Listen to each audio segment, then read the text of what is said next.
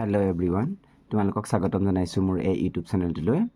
তোমালোকক আজি মই এই ভিডিঅ'টোৰ মাধ্যমেদি তোমালোকৰ সায়েন্সৰ এখন পেপাৰৰ তোমালোকক মই 45টা MCQ সলিউশনটো তোমালোকক মই ইয়াতে দেখাই দিম। তোমালোকৰ বিভিন্ন ডিস্ট্ৰিক্টৰ এক্সামৰ কাৰণে এই MCQ পেপাৰখন তোমালোকৰ মানে গিটা তোমালোকৰ ইম্পৰ্টেন্ট, তোমালোকে পৰীক্ষালৈ যোৱাৰ আগত এবাৰ চাই ল'ব পাৰিবা। তোমালোকে চোৱা প্ৰথমটো কোৱেশ্চন যে চাপৰ এজাকক কি? চাপৰ এজাকক আমি জানো যে 5 স্কেল হয়, হয়নে নহয়? তলৰ কোনটো উক্তি শুদ্ধ? আমি অপশ্যন নম্বৰ বি শুদ্ধ হ'ব। 0 ডিগ্ৰী সেলসিয়াছ ইকুৱেল টু 273 কেলভিন। পৃষ্ঠকালি বৃদ্ধি পালে বাষ্পীভৱনৰ মান কি হয়? পৃষ্ঠকালি বৃদ্ধি পালে বাষ্পীভৱনৰ মানো বৃদ্ধি হয়। এইটো অপশ্যন নম্বৰ তোমালোকৰ বৃদ্ধি হৈ হ'ব, বাঢ়িব হ'ব, হয়নে? বাঢ়িব, চি হ'ব অপশ্যন। চোৱা পিতলৰ সংযোজিত কি থাকে? 30% জিংক থাকে আৰু 70% কপাৰ থাকে। অপশ্যন এ শুদ্ধ। তলৰ কোনটো অসমত্ৰ মিশ্ৰণ হয়? অপশ্যন নম্বৰ ডি তেল আৰু পানী হ'ব, হয়নে? এমনিয়াম ক্লৰাইড আৰু বালিৰ মিশ্ৰণ কি প্ৰক্ৰিয়াৰ দ্বাৰা পৃথক কৰিব পাৰি? এইটো তোমালোকক পাৰি ঊৰ্ধ্বপাতনৰ দ্বাৰা, হয়নে? তাৰপিছত চোৱা এফ গ্ৰেডৰ ধ্ৰুৱকৰ মান কিমান? এফ গ্ৰেডৰ ধ্ৰুৱকৰ মান হৈছে 6.022 × 10⁻23। নেক্সট ক্লৰিনৰ পাৰমাণৱিক ভৰ হ'ব তোমালোকৰ 35.5 u. Option number D. Ammonia ছালফেটৰ ৰাসায়নিক সংকেত কি? NH4 2SO4। এইটো হৈছে অপশ্যন নম্বৰ চি। তাৰপিছতে তোমাৰ তলৰ কোনটো হাইড্ৰজেনৰ সমস্থানিক নহয়? এইটো হৈছে প্ৰটিয়াম, হয়নে? নেক্সট চাবা 11 নম্বৰ কুৱেশ্যনটো। 11ত তোমালোকক আছে যে প্ৰটনৰ আধান হ'ল ধনাত্মক। অপশ্যন নম্বৰ এ। এটা কক্ষত থকা ইলেক্ট্ৰনৰ সৰ্বোচ্চ সংখ্যক প্ৰকাশ কৰা সংকেতটো হ'ল য'ত n কক্ষপথৰ সংখ্যা, এইটো হ'ব 2n²। নেক্সট এটা পৰমাণুৰ নিউক্লিয়াছত থকা প্ৰটিনৰ সংখ্যা কোৱা হয় পাৰমাণৱিক সংখ্যা। অপশ্যন নম্বৰ এ। কোষ আৱিষ্কাৰ কৰিছিল? অপশ্যন নম্বৰ এ ৰবাৰ্ট হুক, হয়নে? নেক্সট অৰ্ধবেদ্য আৱৰণৰ মাজেদি প্ৰাণীৰ অণুৰ ব্যাপন হোৱা প্ৰক্ৰিয়াক কয় তোমালোকৰ আকৃতি। Option number B. ATP অণুৰ উৎপাদন কৰে মাইটকণ্ড্ৰিয়াত। Option A. আৰু নাৰিকলৰ বাকলিত কি কলাৰে গঠিত? এইটো স্লেৰেনকাইমা। Option number C. তাৰপিছত তোমালোকৰ 17 নম্বৰ কুৱেশ্যনটো। 18 নম্বৰ আছে এতিয়া মানুহৰ অস্থিক আন এডাল অস্থি কিহৰ লগত মানে যোগ কৰিবলৈ কি কলা ব্যৱহাৰ কৰা হয়? লিগামেণ্ট হয়। অপশ্যন নম্বৰ বি হ'ব। পাতত প্ৰস্তুত হোৱা খাদ্য উদ্ভিদৰ আন অংশলৈ পৰিবহণ কৰে ফ্লুৱেমে। Option number B. তলৰ কোনবিধ জীৱ মনোৰাজ্য অন্তৰ্গত? বেক্টেৰিয়া। অপশ্যন নম্বৰ এ। তলৰ কোনবিধ মছজাতীয় উদ্ভিদ অন্তৰ্গত? এইটো অপশ্যন নম্বৰ তোমালোকৰ চি হ'ব, ফিউনেৰিয়া। জীৱৰ বৰ্গীকৰণৰ প্ৰাথমিক একক কি? প্ৰজাতি। নেক্সট আছে তৰণৰ এজাকক কি বুলি কোৱা হয়? মিটাৰ প্ৰতি ছেকেণ্ড। Option B. দূৰত্ব সময়ৰ লেখৰ নতি হ'ল কি? দ্ৰুতি। অপশ্যন নম্বৰ ডি হয়। 25টো কোনো এটা বস্তুৰ একক সময়ত হোৱা হৰণক কোৱা হয় বেগ। অপশ্যন নম্বৰ বি হয়।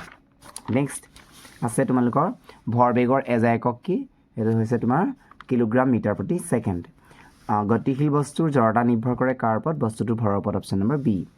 নেক্সট আছে তোমালোকৰ কোনটো সূত্ৰক জড়তা সূত্ৰ বুলি কোৱা হয়? গতি বিষয়ক প্ৰথম সূত্ৰক।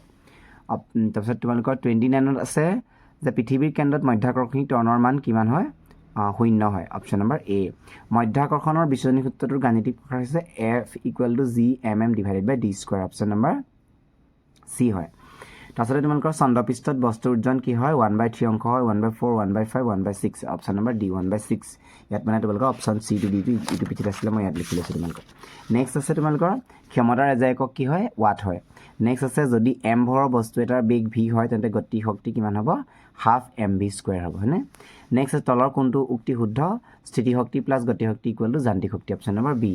আচলতে মানুহৰ শ্ৰাব্য সীমাৰ পৰিসৰ কিমান হয়?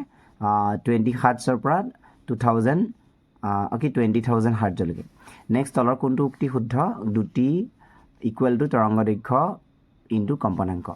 নেক্সট আছে 37টো তলৰ কোনটো মাধ্যমত শব্দৰ তৰংগ অতি দ্ৰুতগতিত চালন হ'ব পাৰে? কঠিনত পৰে। অপশ্যন নম্বৰ বি শুদ্ধ।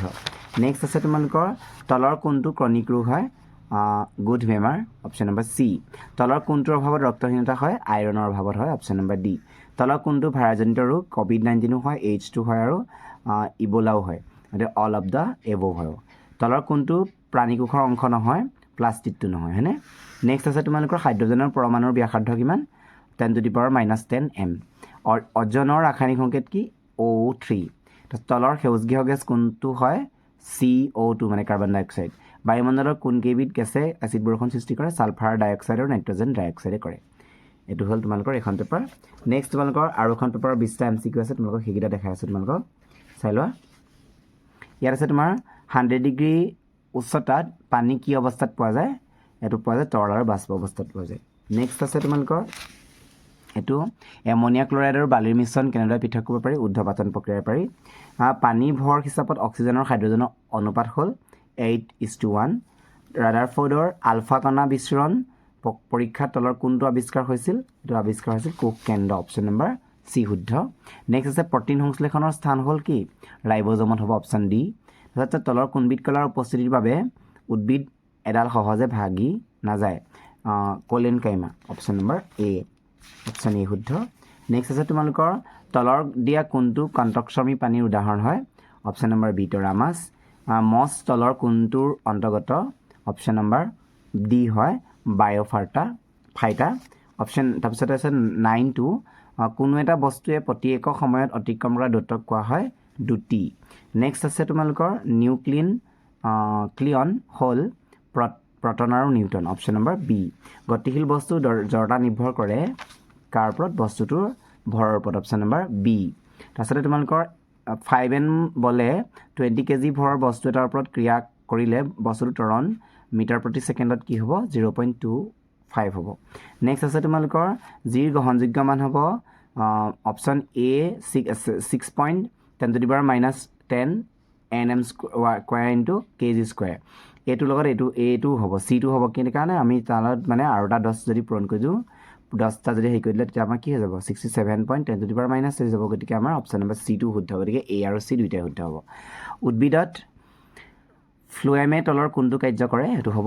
অপশ্যন নম্বৰ বি হ'ব খাদ্যৰ পৰিচালনা কৰে হয়নে নেক্সট আছে ক্ষমতাৰ এককটোক কি বুলি কোৱা হয় ৱাট বুলি কোৱা হয় 1 মিনিটত 100 ৱাট বাল্ব এটাই কিমান শক্তি স্থানান্তৰ কৰিব পাৰে তোমাৰ 6000 জুল পাৰে তলৰ কোনটো মাধ্যমত শব্দৰ তৰংগ অতি দ্ৰুতগতিত চালন হ'ব পাৰে এইটো তোমালোকে কঠিনত পাৰে হয়নে কঠিন অপশ্যন নম্বৰ চি তলৰ কোনটো একিউট ৰোগ হয় এইটো হৈছে টাইফয়েড হয়নে অপশ্যন নম্বৰ চি তাৰপিছত আছে যদি পৃথিৱীৰ চাৰিওফালে বায়ুমণ্ডল নাথাকিলেহেঁতেন তেনে ক্ষেত্ৰত পৃথিৱীৰ উষ্ণতা কি হ'লহেঁতেন বৃদ্ধি হ'ব বুলি কৈছে আৰু আছে তোমালোকৰ অপশ্যন বৃদ্ধি হ'ব ক্ৰমে হ্ৰাস হ'ব কোনটো হ'ব দিনত বাঢ়িব ৰাতি হ'লে হ্ৰাস হ'ব উদ্ভিদ শস্যৰ বাবে তলৰ কোনটো পোষক দ্ৰব্য হ'ব কৈছে আইৰণ হ'ব এইখিনি আছিলে আমি গুৰুত্বপূৰ্ণ তোমালোকৰ MCQ তোমালোকে পৰীক্ষাত যোৱাৰ আগত এপাক এইকেইটা চাই যাবলৈ নাপাহৰিবা ধন্যবাদ